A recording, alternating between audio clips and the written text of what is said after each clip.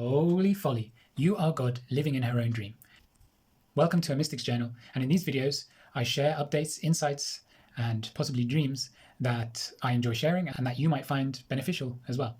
So first thing to share in this video is I had a recent dream where I had just taken off this virtual reality set and I found myself on a spaceship, and I felt my body as this weird body. I looked down and I saw myself as this really odd-looking grey alien with massive hands and this like oblong head. And I was on this spaceship, and then there was one other person next to me, but they were one other alien next to me, but they were in a VR game. And what it felt like was basically it was showing me that life is Inception. So each dimension that we fall into, so the highest dimension, and then going on to low one, low one, low one, so we experience progressively lower dimensions of reality. In order to go lower, you have to put on a VR set or some kind of thing that makes you dream. And that's how we descend from one dimension to the next. So in this particular dream, I was, it felt like the highest, it felt like one of the highest dimensions, or at least that I had experienced in dream state. And I was just like, whoa, this was all just a dream. And I was just this alien on a spaceship. And I've had a similar thing, but from a lower dimension.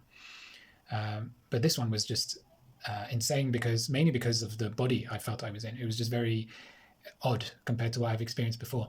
And so, yeah, I realized like in order to go down a dimension, we have to dream or put on a VR set in order to experience a lower dimension. And then within that lower dimension, we put on a VR set or something to make us dream to go into an even lower dimension. And that just keeps going. And then progressively we wake up and take off one headset, come out of that dream, and then we keep going, take off another headset out of that dream, and that just keeps going.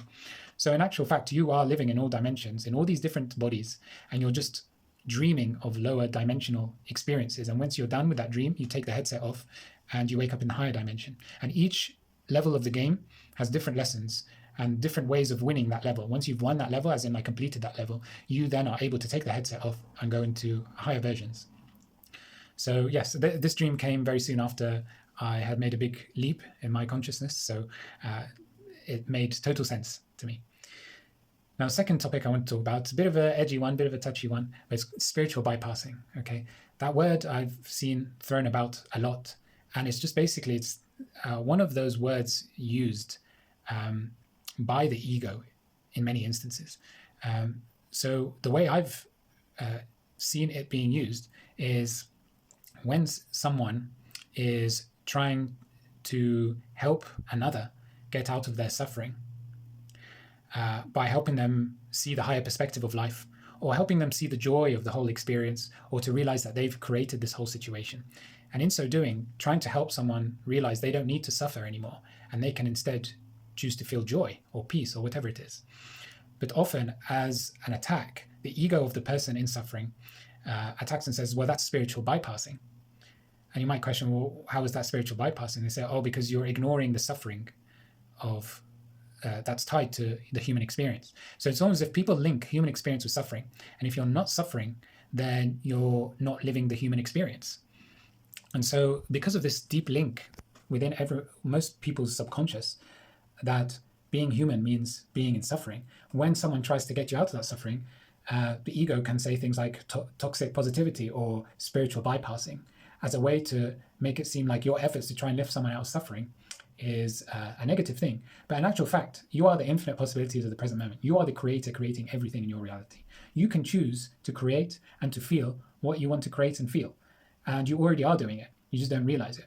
So there is no right and wrong. It just depends on what you want. Now, if you create suffering for yourself, but then make out that you don't want to be in that suffering, so when someone tries to help you, you call them spiritual bypassing, you got to realize like that's just the ego trying to keep you in suffering. It creates your suffering.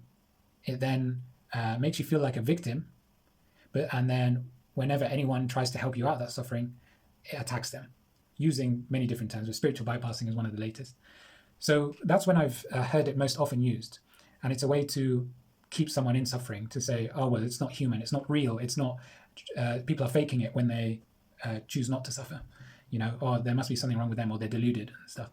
So these are all clever ways the ego tries to convince you to stay in your suffering. So I just thought I'd help people become aware of this, as it's becoming a growing thing, a growing infestation within the spiritual community. And the final thing to mention in this video is that any love that you receive is only ever your own love reflected back at you, because life is a mirror. So all the love that you receive is the love that you have previously given out, is just being reflected back to you. Now, life is a mirror, but it's an amplified mirror. So everything that you receive is usually amplified compared to what you've given out. That works both for things of the highest love and also works out for negative things and negative vibrations that you emit out. It's amplified and reflected back. So with the negative vibrations, it's a positive thing that's amplified and reflected back, because then you are very motivated to become aware of the vibrations you're emitting out and change them. And then obviously it works in your favor as well when it comes to the love being reflected back, because you just need to give a little love and then you'd be surprised how much is given back. You're being loved all the time, but when you give out more, it becomes a lot more obvious how the universe loves you. But that's just your own love being reflected back at you.